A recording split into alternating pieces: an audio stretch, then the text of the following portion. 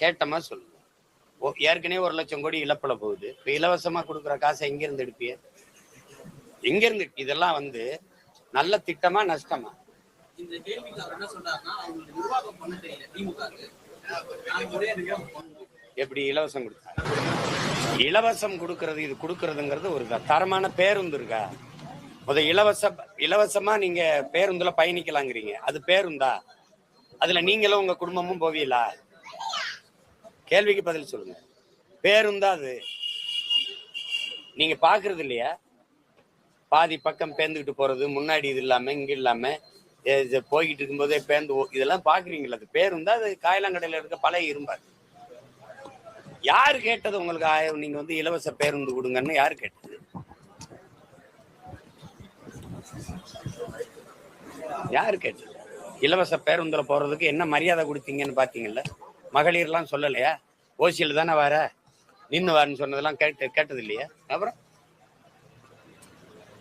இதெல்லாம் ஒரு நலத்திட்டம்னு சொல்ல வரீங்களா? வீடு ஏற்கனவே அம்மா வந்தா அம்மா வீடு, ஐயா வந்தா ஐயா வீடுன்னு கட்டி கொடுத்துட்டு தான் இருந்தீங்க. அந்த வீட்டுல நீங்க குடியிருப்பீங்களா? இல்ல உங்க பிள்ளைகள் யாராவது இருப்பாங்களா? அது வீடா கோழிக்கூடா? கொஞ்சம் பெரிய கோழிக்கூடு, அவ்வளவுதானே. புதுசா ஏதாவது சொல்ல சொல்லுங்க, ஆக்கப்பூர்வமா ஏதாவது சொல்ல சொல்லுங்க. இலவச பேருந்துல தரமான பேருந்து வருது, நானே கட்டணம் எடுத்துக்கிட்டு பயணிக்கிற வசதி எனக்கு தர சொல்லுங்க. 1000 ரூபாயில 2000 கூட இல்ல, மாசம் 20,000 ஈட்டி கொள்ளக்கூடிய வேலை வாய்ப்பை என் தாய்மார்களுக்கு கொடுக்க சொல்லுங்க. இப்ப தனியா நிக்கல, கூட்டமா இருக்கிறாங்க. தேர்தல்ல அண்ணன் தனியா தான் போட்டிடுறேன். இப்ப பிப்ரவரி 21 மாநாட்டுல எல்லாரையும் அறிவிக்கிறேன், தனியா தான் போட்டிடுறேன். இப்ப நீங்க சொல்லுங்க, அண்ணன் யாரோட கூட்டணி வைக்கலாம்? ரொம்ப நாளா கேட்டுக்கிட்டு இருக்கீங்கல்ல. ஜெயிக்கிறவங்க கூடனா அண்ணன் ஜெயிக்கிறவங்க கூட என் கூட வா. ஜெயிக்கிறன்னா சரியானதை செய்யணும், எளிதானதை செய்யணும். ஜெயிக்கிறவன்னா எதுக்கு அவங்க ஜெயிக்கணும்னு சொல்லு.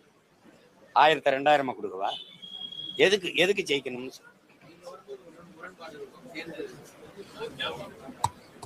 அந்த கட்சிகளோட சேர முடியும்னு வாய்ப்பு இருந்தா நான் தனியா கட்சி ஆரம்பிக்க வேண்டியது இல்லையே. இப்ப கூட சொன்னல, அந்த வீடே நல்லா தான் இருக்குன்னா தனியா வீடு வேண்டியது இல்லையே, அங்கே இருக்கலாமே.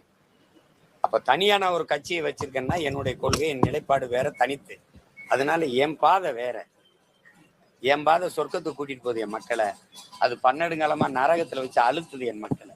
அதனால அங்க நான் போக முடியாது. வராம எப்படி இருக்கும் தம்பி? இது எப்படி இருக்கும்? 1 விழுக்காடு 2 விழுக்காடு வாக்கு வச்சிருக்கவங்களுக்கு இவ்வளவு வாய்ப்புகளும் சீட்டும் நோட்டும் பேரம் பேசப்படும் போது எனக்கு பேசியிருக்க மாட்டாங்கன்னு எப்படி நம்புறீங்க? நான் அதை விரும்பல, அதை செய்ய மாட்டேன், அந்த தவறை செய்ய மாட்டேன். படிப்பறிவிலும் மேலானது பட்டறிவுங்கிற நோக்கத்தை கொண்டவன், நான் கொள்கை கொண்டவன். என் முன்னவர்கள் பட்டதுல இருந்து நான் இப்ப குறிப்பா ஐயா விஜயகாந்த் அவர்களுக்கு 10.5 விழுக்காடு வாக்கு இருந்துச்சு தனியா நிற்கும் போது. இன்னைக்கு என்ன வாக்கு இருக்குன்னு நினைக்கிறீங்க? காரணம் இங்க கூட்டணி வச்சதுனால குறையுது. நம்பிக்கையை இழக்கிறோம், தனித்துவத்தை இழக்கிறோம். அதை நான் இழக்க கூடாதுன்னு நினைக்கிறேன்.